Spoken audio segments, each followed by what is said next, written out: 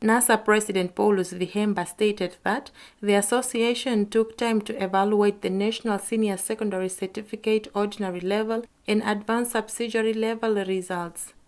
He attributed the failure of the learners to a lack of commitment from the stakeholders such as school management, automatic promotion, learners, and the Ministry of Education, Arts and Culture.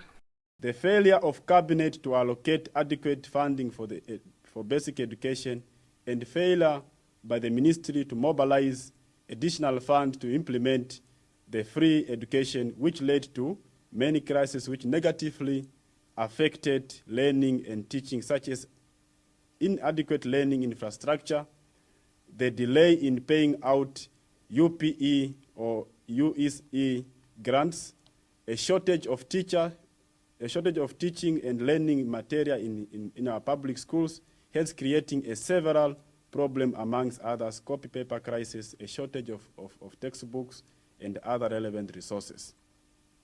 B, the ministry did not recruit adequate teachers for the understaffed schools as required by the teachers and learner ratio policy, which suggests 30 learners per each secondary school teacher, and now classes are as far as over 45 learners. The delay in appointing new teachers, which leads to teachers overload and leaving school to management with no choice than to assign duties to teachers who are not professional trained to teach certain subjects. NASA President says many teachers do not understand the new curriculum as it was just introduced and there was no proper training given to the teachers. The Student Association calls upon all stakeholders in the education sector to come together and reform the Namibian education system as a matter of urgency.